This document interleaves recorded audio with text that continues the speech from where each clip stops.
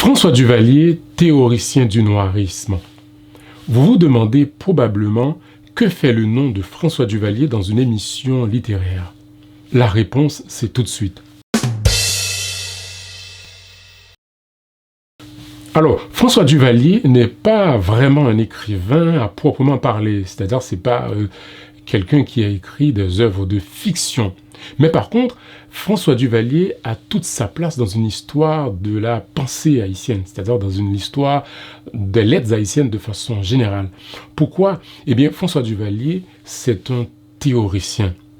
C'est le théoricien du noirisme, entre guillemets. Vous vous dites peut-être, on va dire un théoricien macabre, un théoricien dangereux, mais c'est quand même un théoricien. Il a laissé des écrits. Alors, c'est ce qui va nous intéresser dans cette émission d'aujourd'hui, c'est d'aborder l'homme qui a écrit, la pensée de cet homme, c'est-à-dire cet homme qui a gagné d'abord la bataille des idées avant de gagner la bataille du pouvoir. Alors, d'abord, je tiens à préciser que l'aspect qui nous intéresse aujourd'hui, c'est pas François Duvalier, le dictateur, François Duvalier, le président à vie. Cet aspect-là a déjà été traité des milliers de fois. On a écrit des livres, on a écrit des articles, on a écrit des thèses, des doctorats sur cette période-là et sur le personnage lui-même. Cet aspect-là, on le met de côté parce que tout a déjà été dit. Moi-même, personnellement, j'ai écrit un livre sur la répression de la presse pendant la période des Duvalier. Donc tout cet aspect-là, l'aspect politique, on va dire concernant le règne des Duvalier, ça ne nous intéresse pas.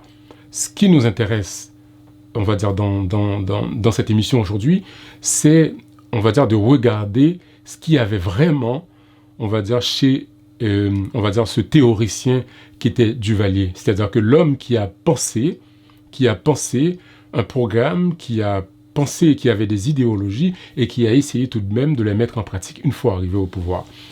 Alors, on peut dire que Duvalier est l'un des grands théoriciens de l'indigénisme de façon générale, ou bien, si vous préférez, d'un certain indigénisme. Et c'est le noirisme dont on a parlé tantôt. Alors, le noirisme, qu'est-ce que c'est ? Parce que pour comprendre Duvalier, il faut comprendre ce que c'est le noirisme. Alors, pour comprendre le noirisme, il faut partir de l'indigénisme. Il faut d'abord comprendre l'indigénisme. C'est quoi l'indigénisme ? Alors, l'indigénisme est créé, ce mouvement-là est créé à partir de la revue indigène créée en 1927 par quelques jeunes écrivains, parmi lesquels il y avait Jacques Roumain, il y avait Philippe Tauby-Marcelin, il y avait aussi Émile Oumer, donc, et d'autres jeunes. Donc, n'oubliez pas, à cette époque-là, on était en pleine occupation américaine. C'était une façon pour ces écrivains-là, ces artistes, d'affirmer leur haïtianité, d'affirmer leur spécificité par rapport à l'occupant américain. On va dire l'objectif clairement affiché à cette époque-là, c'était le souci d'authenticité et le besoin d'enracinement face à l'occupant américain. Alors, dans cette même mouvance, en 1938, d'autres jeunes, parmi lesquels on retrouve Karl Bouart, on retrouve également Clément Magloire-Fils, et aussi un certain François Duvalier, qui était à l'époque un jeune médecin de campagne. Alors, eux, ils vont former une autre revue qui s'appelle Les Griots. Alors, eux, ils ont estimé que la revue indigène n'allait pas si loin, c'est-à-dire que la revue indigène n'assumait pas tout à fait, on va dire, cette conception « soyons nous-mêmes », qui était, on va dire, le credo de l'indigénisme. Alors, ils se proposaient eux-mêmes de creuser la question de plus en profondeur. Alors, dès la première parution de cette revue, dès le premier numéro, alors les auteurs posent d'emblée que le problème haïtien est un problème culturel. Qu'est-ce que ça veut dire pour les auteurs ? Alors, pour eux, ça veut dire que le problème culturel, c'est-à-dire que c'est un problème de mentalité, c'est-à-dire qu'il y a ils disent constater qu'il y a une majorité, c'est-à-dire la majorité noire, qui est opprimée, écrasée par une toute petite minorité qui était les mulâtres. Alors, il se propose effectivement de valoriser l'élément noir et pour que effectivement la majorité ait triomphé. On va dire en gros, c'était ça les grandes lignes de cette revue qui se propose de dépasser la revue indigène. À partir de ce moment-là, l'indigénisme, on va dire qui était un mouvement intellectuel, un mouvement d'écrivains, prend chez Duvalier un contenu tout à fait raciste et racial. C'est-à-dire qu'il pose d'emblée le problème de la race. Alors, il faut contextualiser la chose parce que dire comme ça, on peut tout de suite jeter l'anathème sans comprendre. Il faut savoir qu'à cette époque-là, on va dire les intellectuels noirs étaient extrêmement frustrés. Le président Élie Lescaut, à l'époque, pratiquait une politique ouvertement discriminatoire envers les Noirs. Lescaut favorisait beaucoup les mulâtres. Par exemple, les clubs UP de Pétionville étaient pratiquement interdits aux Noirs. Donc les intellectuels noirs se sentaient frustrés, c'est-à-dire les clubs privés étaient interdits, c'est-à-dire les belles femmes et tout ça, donc on n'avait pas accès comme les mulâtres. Donc il y avait une frustration énorme. Donc c'est dans ce contexte qu'a pu naître effectivement la revue Les Griots et avec le noirisme de François Duvalier. Alors en 1957, François Duvalier arrive au pouvoir dans les conditions que vous savez. Nous n'allons pas détailler cet aspect-là ici. Alors, ce qui nous intéresse, effectivement, à partir de là, une fois Duvalier arrive au pouvoir, il fait publier entre 1966 et 1968 un gros volume de 900 pages intitulé « Œuvre essentielle, élément d'une doctrine ». Alors, c'est cet ouvrage qui nous intéresse aujourd'hui. Alors, de quoi s'agit-il, en fait ? Qu'est-ce qu'il est, de quoi est-il question dans ce gros volume? Alors, François Duvalier réunit dans ce livre, on va dire un certain nombre de textes qu'il avait déjà écrits auparavant, des conférences, des lettres, on va dire des travaux d'ethnologie, etc. Il a des conférences également. Mais tout ça, dans cet amas de textes, il en ressort quelque chose. Il en ressort, on va dire, une idéologie, effectivement, qui se dessine de la première à la dernière page. Que vaut cette doctrine?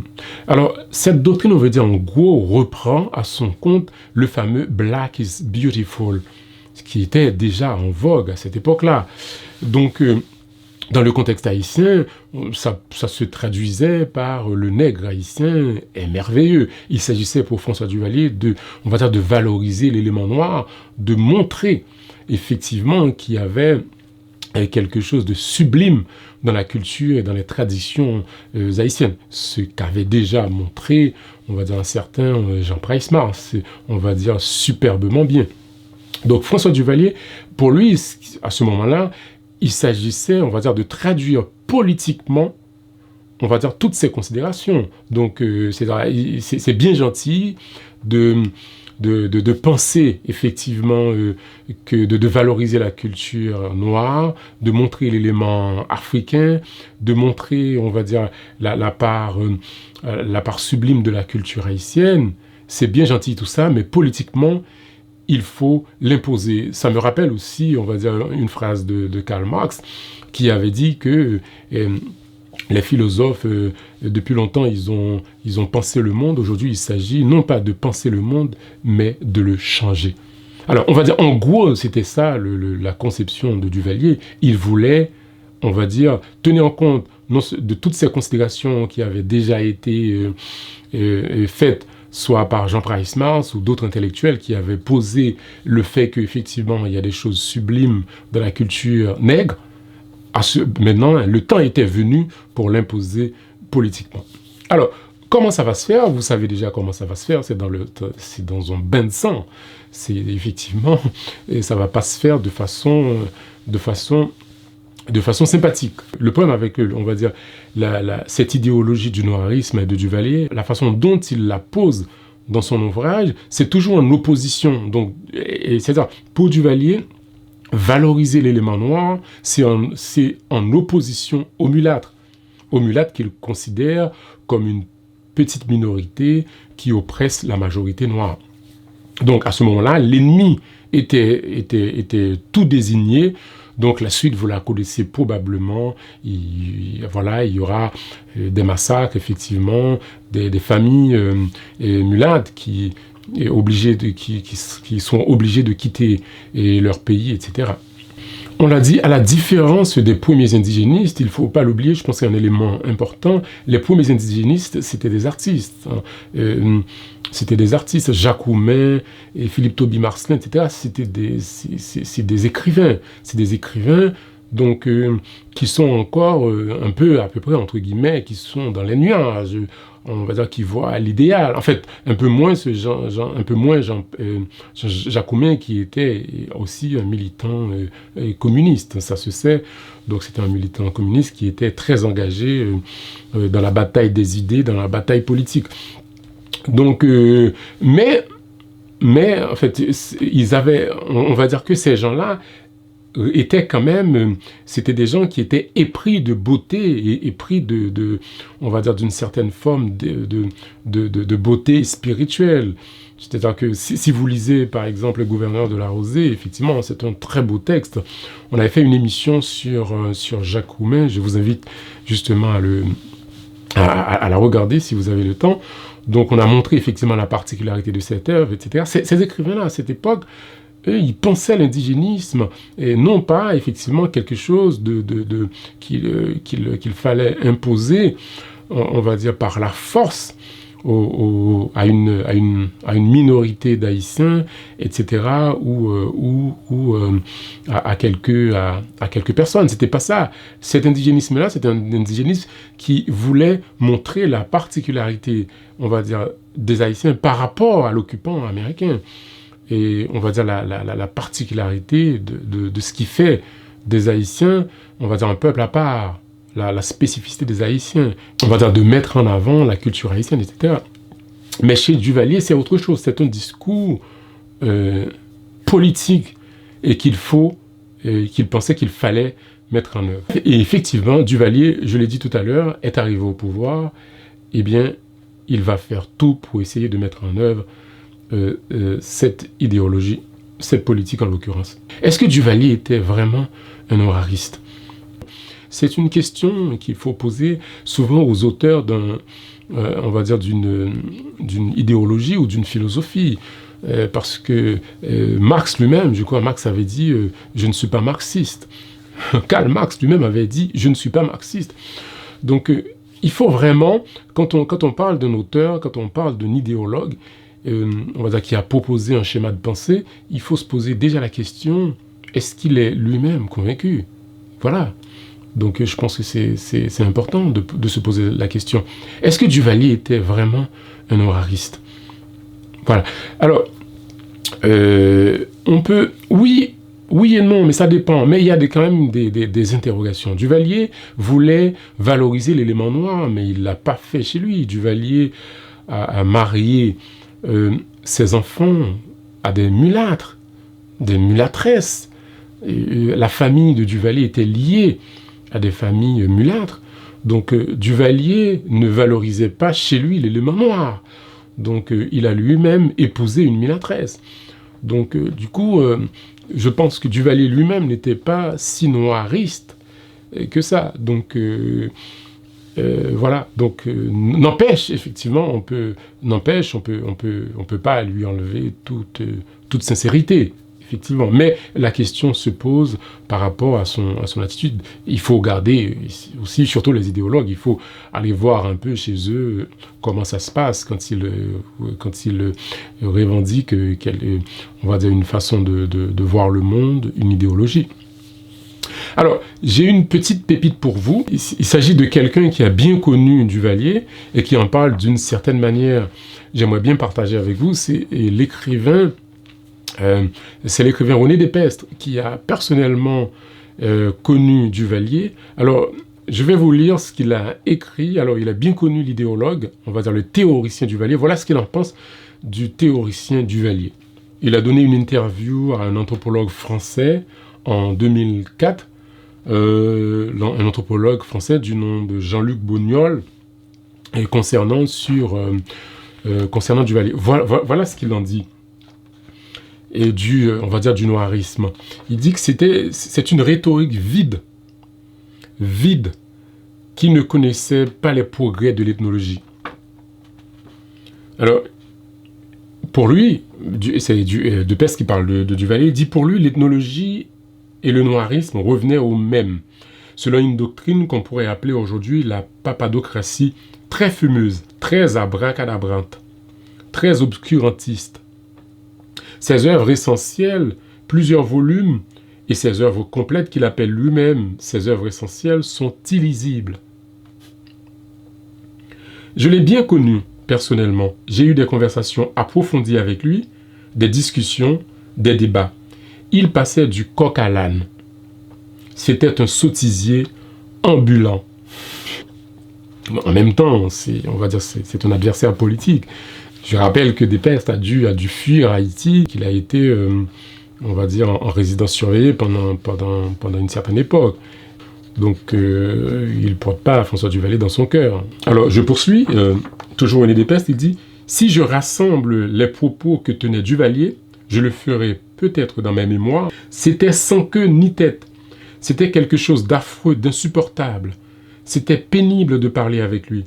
On avait honte d'entendre quelqu'un dire autant de stupidité en une heure de temps. » Alors, il poursuit, en fait, il dit « Ce qui m'a frappé chez ces gens, c'est leur médiocrité intellectuelle. Ils étaient nuls du point de vue de la science sociale. » Alors, médiocrité intellectuelle, bon, je pense qu'aujourd'hui, c'est à relativiser, parce qu'on vit dans une époque où on relativise tout. Donc, si Duvalier était, on va dire, était médiocre, je ne sais pas ce qu'on dirait des dirigeants actuels d'Haïti. Alors là, je ne sais pas, il n'y a pas de mots.